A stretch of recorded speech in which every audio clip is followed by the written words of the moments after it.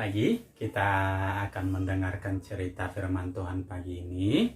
Tapi sebelumnya kita mau berdoa terlebih dahulu ya.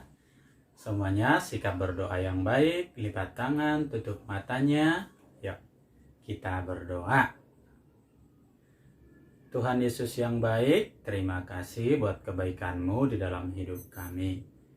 Tuhan Yesus, sebentar lagi kami mau mendengarkan firman Tuhan. Tolong kami Tuhan, agar kami dapat mengerti akan kebenaran firman yang akan Kau sampaikan melalui KKSDI kami. Terima kasih Tuhan Yesus. Tolong juga KKSDI yang akan bercerita. Terima kasih Tuhan Yesus. Dalam nama-Mu kami sudah berdoa dan mengucap syukur. Amin. Adik-adik, ya sebelum kakak masuk ke ceritanya, kakak mau tanya dulu ya. Ini kira-kira buah apa ya? Ini buah apa adik-adik? Ada yang bisa jawab? Iya, betul ya. Itu namanya buah anggur. Nah, buat apa sih kita bahas buah anggur? Karena cerita hari ini kita akan membahas tentang kebun anggur Nabot. Nah, adik-adik, ya, dengar ya ceritanya. Oke, adik-adik. Nah, adik-adik, ada seorang raja. Raja ini punya semuanya. Ya, dia punya harta yang berlimpah, dia punya kebun anggur yang banyak, dia punya pokoknya semua ya harta. Ya. Dia punya rumah yang bagus, mewah. Ya, dia punya istana yang megah. Nah, adik-adik, raja ini adalah orang yang kalau keinginannya tidak dituruti, dia akan marah, adik-adik. Pokoknya apa yang dia inginkan harus dipatuhi oleh semua prajurit-prajuritnya. Wah, si raja ini sangat egois ya, adik-adik ya. Nah, si raja ini menginginkan rumah, misalnya dia harus dapat itu bagaimanapun caranya. Ya, misalnya dia menginginkan kendaraan, bagaimanapun itu harus dapat. Nah, adik-adik, sampai suatu ketika dia melihat kebun anggur, ya, kebun itu tanaman anggur yang sangat luas. Ya, dia melihat, wah, itu kebun anggur tuh bagus tuh. Aku pengen punya itu. Aku ingin kebun anggur itu. Padahal kebun anggur itu bukan milik si raja tersebut, adik-adik. Pada akhirnya dia temuin orang yang punya kebun anggur tersebut. Nah, nama pemilik kebun anggur itu adalah Bapak Nabot. Siapa adik-adik? Iya, Bapak Nabot. Dia tanya kepada Bapak Nabot, ini kebun anggurmu, kalau kamu jual, berapa harganya? Saya akan beli. Wah, ternyata adik-adik, berapapun yang dibayar oleh si raja tersebut, si Bapak Nabot ini nggak mau, adik-adik. Saya tidak menjual kebun anggur saya. Karena kebun anggur itu adalah warisan atau peninggalan dari nenek moyang, atau warisan atau peninggalan dari orang tua tersebut. Dia tidak mau, ya, berapapun yang tuanku tawar, berapapun yang tuanku tawarkan kepada saya tidak akan menjual kebun anggur tersebut. Si raja nggak mau putus asa, adik-adik. Akhirnya raja bilang begini, kalau begitu saya akan memberikan kamu kebun anggur yang luas, lebih luas daripada kebun anggur kamu ini. Sebagai gantinya, yang penting kamu kasih ini kebun anggur.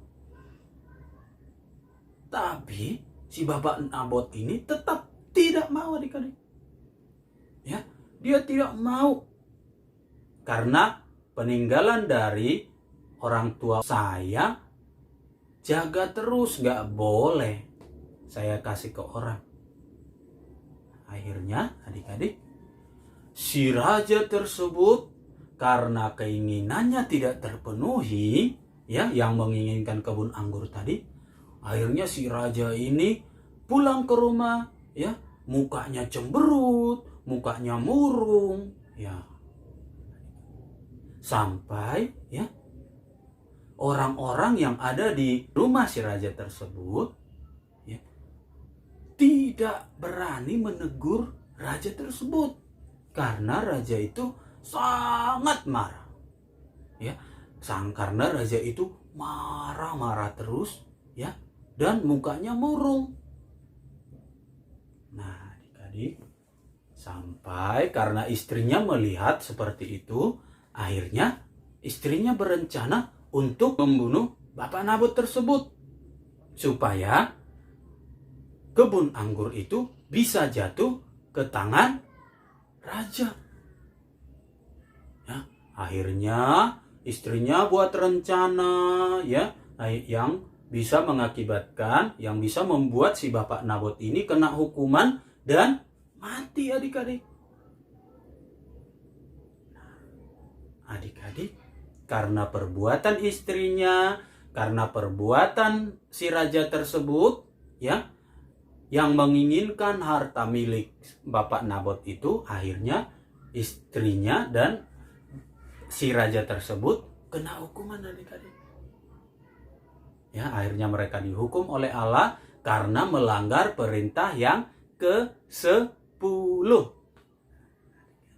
Ya. Karena dia mengingini harta milik sesamanya, ya. Mengingini kebun anggur Bapak Nabot, akhirnya dia dikasih hukuman oleh Tuhan Allah. Nah, adik-adik, demikian juga kita, adik-adik, ya. Kita dilarang oleh Tuhan Allah untuk mengingini harta milik sesama kita. Kenapa sih dilarang, Kak?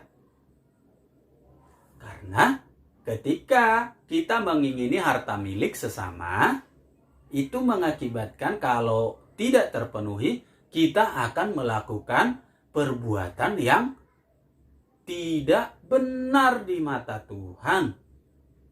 Ya. Misalnya kita mengingini mainan teman karena kita tidak terpenuhi bisa mendapatkan itu, akhirnya kita mencuri. Mencuri kan nggak boleh, adik-adik, ya. Nah, kita mengingini barang seseorang, barang teman kita, pulpen atau buku, karena tidak dikasih, akhirnya kita rampas. Mengambil hak orang lain secara paksa itu juga nggak boleh, adik-adik. Ya, karena firman Tuhan mengatakan dalam perintah ke-10, jangan mengingini harta milik sesamamu. Ya, jelas ya, adik-adik, ya.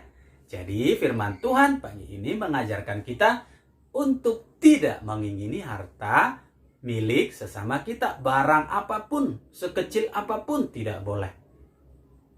Ya, karena cerita-cerita sebelumnya kita sudah dengarkan, ketika kita ingin meminjam barang teman, kita harus ngomong terlebih dahulu. Ya, jadi adik-adik, kita belajar perintah ke-10, yaitu tidak boleh mengingini harta milik sesama kita. Apapun itu bentuknya. Oke, adik-adik? Siap melakukan firman Tuhan? Oke, kakak harap kita semuanya siap ya, adik-adik, ya. Karena firman Tuhan adalah pedoman kita. Jadi apapun yang kita lakukan, semuanya berpatokan, semuanya tertuju kepada firman Tuhan. Ya, adik-adik. Adik-adik, ya, ayat firman Tuhan itu terambil dari 1 Raja-Raja 21 ayat 1 sampai 14. Ya, adik-adik. Dan kalau udah baca, siapa yang tahu nama raja tersebut? Ada yang tahu nggak? Iya, namanya adalah Bapak Ahab. ya. Nama Bapak itu, nama raja itu yang mengingini milik Bapak Nabot tersebut adalah Bapak Ahab. Raja Ahab ya. Nama raja itu adalah namanya Raja Ahab. Oke adik-adik, sekian cerita firman Tuhan pagi ini. Dan kita akan lanjutkan kegiatan kita berikutnya. Ingat perintah ke-10 untuk tetap kita lakukan dalam kehidupan kita sehari-hari. Adik-adik, terima kasih. Tuhan Yesus memberkati kita.